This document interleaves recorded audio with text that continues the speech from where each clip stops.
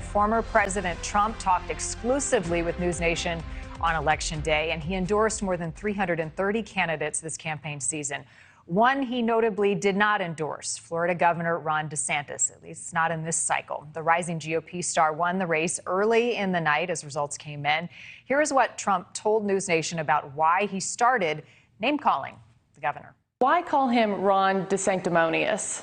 Explain that. Ron is a person, I've always had a decent relationship with him, but when I endorsed him, he was gone. He was not going to be able to even be a factor in the race.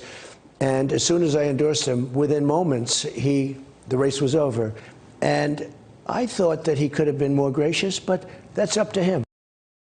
All right, let's bring in Stephanie Grisham, Trump's former press secretary. Welcome back. Good to have you here in Chicago. Does that signal that he's worried about DeSantis 2024? Absolutely. I mean, just the nickname alone tells you that he was worried about it. So I can't imagine what's going on today. I'm hearing from some of my insider friends that he's not happy this morning and that he's been yelling at pretty much everybody. So we'll see what happens there. How do you think Trump's feeling this morning? Because he had some wins, right? I mean, you've got J.D. Vance in Ohio. He had some losses. Dr. Oz lost in Pennsylvania. What do you make of the Trump effect in this midterm so far?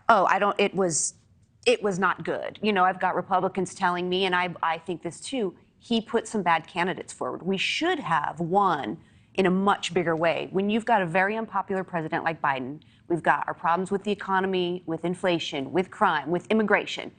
We should have won much more. But, you know, Oz, that's a perfect example. I really liked McCormick. And in fact, a lot of Trump's advisors were backing McCormick, and he chose Oz, and that was a seat that we could have easily, I think, won. So what do Republicans learn from this midterm going into 2024? How does it change the strategy, the messaging? Well, that's too early to be determined because, unfortunately, right now my party has put everything on Trump. I think that what they've learned is that in a primary, he's very effective, but in a general, he's just not. I think this shows that people are tired of the chaos, tired of the vitriol.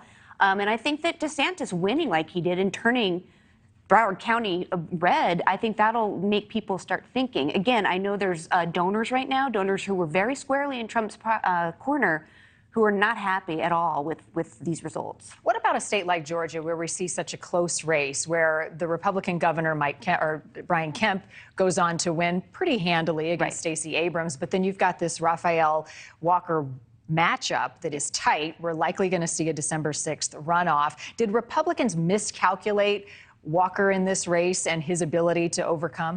Well, I don't mean to sound like a broken record, but again, this was a Trump candidate. Yeah. You know, Kemp won, I think, so handily because he stayed away from Trump. He stayed away from the message of the election denying, et cetera. Also, let's be honest, Walker had a lot of stuff come out like a steady stream drip towards the end. So I'm not sure that it was that Republicans just had to get around him. He was their candidate. But again, it's a perfect example of candidates matter, which is something Mitch McConnell kept saying. So I can imagine that he's not happy also. Well, and when you talk about Kevin McCarthy, I mean, if Republicans do end up winning control of the House, what then for your party? I don't know. I'm starting to wonder now if Kevin McCarthy will be Speaker. You know, I think Who else could be? I don't know. I don't know the answer to that. It's been such a focus on Kevin McCarthy, that now we're going to have to watch what the Tides do. They expected so many seats in the House, and it's just so small now. So that's going to be really interesting over the next couple weeks. Hey, thank you for watching. Please go to newsnationnow.com, newsnationnow.com, and you can find NewsNation on your television provider. And don't forget to click the red subscribe button down below. Then you will get more of NewsNation's fact-driven coverage.